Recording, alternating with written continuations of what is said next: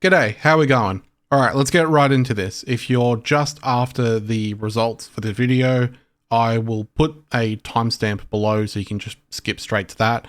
But I would appreciate if you watch the whole thing anyway, because I will go into details as to what categories I've written down for this, and I'll go through each level as well so you can see how each one compares. Now, as to why I'm doing this, following the trailer for Doom The Dark Ages, I did see a lot of people were quite happy about the lack of movement-based stuff. There was no monkey bars, there was no emphasis on jumping around or anything, and I always felt like the sentiment towards the platforming in Doom Eternal was kind of overblown. I did see a lot of people felt like there was always too much of it, and people would usually exaggerate it as saying, oh, well, we're not playing a Mario game. But I always thought that there was hardly any in the first place. And then following the Dark Ages trailer, seeing more people again bringing it up, I figured, fuck it, I'm just going to go through a playthrough and just out of curiosity, see how much platforming is actually in the game. This is not the DLC, it's just the base game, and it's just on the easiest difficulty because I was feeling pretty confident that the platforming complaints were already overblown to begin with, and I thought, hey, if I just blitz through the game on the easiest difficulty, that in theory would look pretty favorably as to how much platforming is in there. But because I didn't think it was that much, it would at least still highlight how little platforming is actually in the game. But, you know, for some people, any amount of platforming is too much. So what can you do about those people? If that's their preference, so be it. So then, we've got the cutscenes. Pretty self-explanatory, all the story cutscenes and stuff. I did also put into the cutscenes category those moments where you like pick your weapon skills and the HUD disappears and Doomguy will rip the box down and stuff. Probably didn't need to include those in the cutscene sections, but I did anyway. And also moments where the camera will show you like a wall breaking or something. They're counted in the cutscenes. Regular gameplay. So regular gameplay is the majority of your experience when you're not in combat. So the basic traversal along a level, walking down a road, picking up collectibles, that sort of stuff just falls under regular gameplay. Menus, again, pretty self-explanatory. There's not really too many moments where I'm actually opening the menu and unlocking stuff. Mileage may vary. I was using it pretty sparingly. And also just back to the regular gameplay, I didn't really go out of my way to do much extra exploring. So, like I said, I was blitzing through the campaign. I just unlocked a few extra things just to make my time a little bit better, because the gameplay feels much better when you've got sort of more ammo available and upgrades to your weapons. Combat, pretty straightforward. Anytime I'm in an arena shooting shit, that's the combat. If ever there's a point where I would be out of one of the combat arenas and there was just one or two fodder enemies that I used to flame belch and chainsaw for ammo, I didn't count it as combat. That just falls under regular gameplay, I believe. And finally, platforming. Now, how I did this was at any point that I am using the monkey bars, using the climbable walls, having to jump over pitfalls of some sort, like actually using movement methods that are not just the normal movement. If I'm walking along and there's one box to jump up and then a windowsill, I didn't really count that as platforming. But as soon as I'm actively jumping over pitfalls and having to jump across platforms that fall or something if you stand on them for too long, then that's what I counted as platforming. And any time that I would land, if I was landing somewhere from platforming, but I only walk a couple of steps forward and then I'm up swinging again, I just counted the whole thing as a platforming section. So that's how I categorize things. Hopefully that makes sense how I explained it. Now then, let's get into the absolute total for the game. Bang, there you go. So the full playthrough was 4 hours, 16 minutes and 23 seconds with a total of just shy of 26 minutes of platforming, which ended up being just shy of 10% of the playthrough. Nearly 50% of the entire playthrough is purely combat. And keep in mind, that's without the Slayer gates or anything as well. So the only collectible stuff I did, like I said, was just a couple extra runes for some upgrades. I didn't do any of the Slayer gates.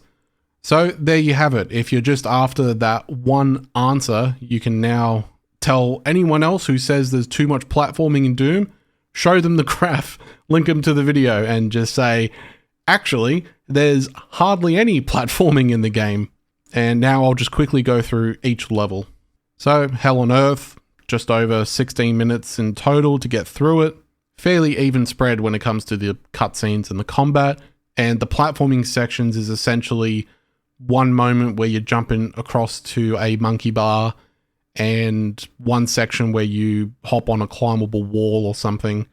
It's not really much. As you can see there, it's a total of 17 seconds of gameplay in the whole thing. Exaltia, again, very combat focused, which the game should be. A decent amount of platforming though, as you can see there. 2.5 minutes worth of platforming and a decent chunk of just regular gameplay, walking around and picking shit up. Cultist Base is the longest level in this playthrough, so 33.5 minutes to finish this one. A lot of combat, but also a lot of walking around. It does feel quite slow as well, because keep in mind at this sort of stage, you don't have that many weapons at your disposal. You don't have all of your movement opportunities and everything, so it definitely feels a little bit slower in general, as well as being quite a long level.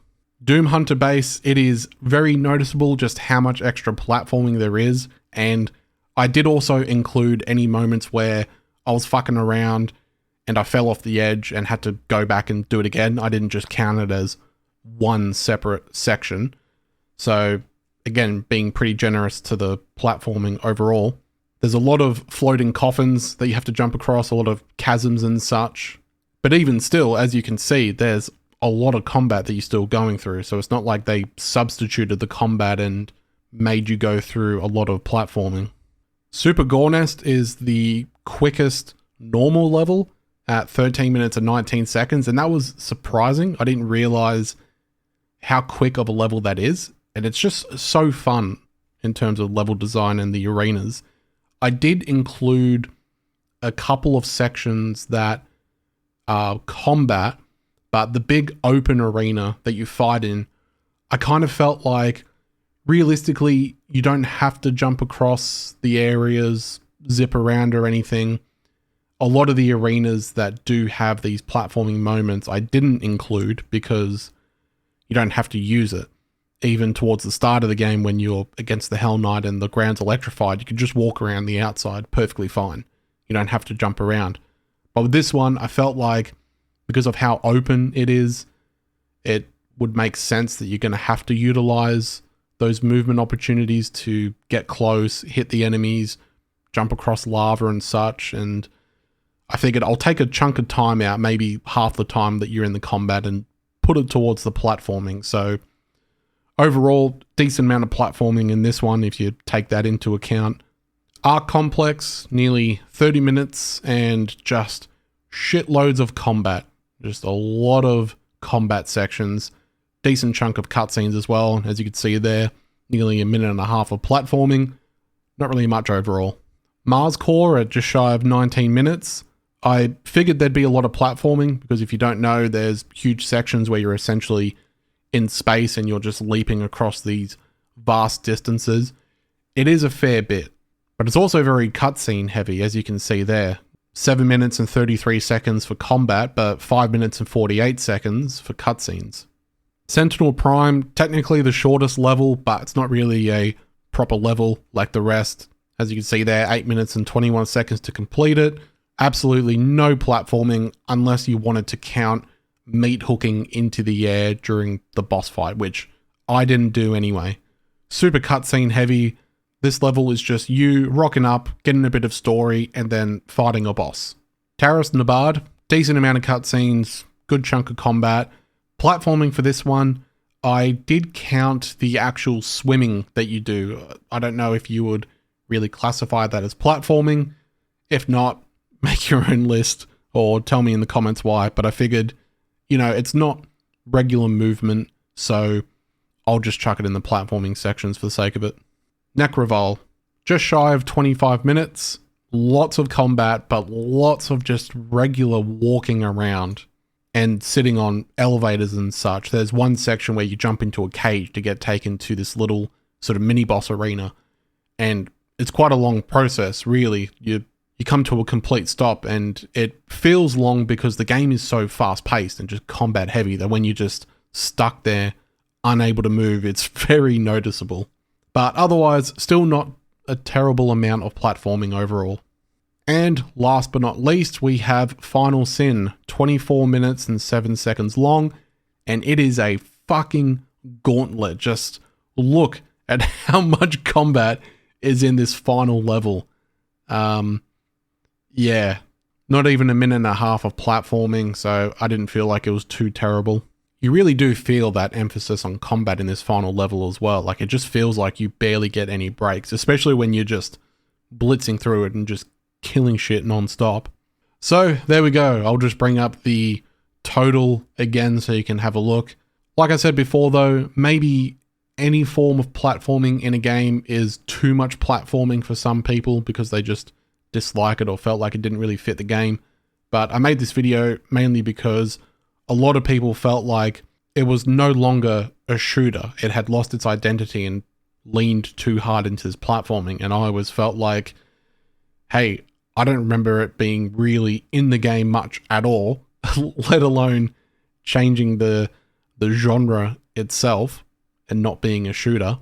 I felt like it was a good addition anyway. In the arenas, the way you're able to move around the battlefield, meat hook into the air, swing away, it all came together really well for me, and it's part of the reason that Doom Eternal is my personal favorite game of all time. If we're just purely talking about gameplay, I think it is just absolute perfection when it's working, because blood punch glitches, no target chainsaw. If you know about it, you know about it. There's been some issues, but it's just an incredible fucking game. And like I said earlier, that's without things like the Slayer Gate, so that would make the platforming look like even less of an issue if you took the time to do all the extra fights and such.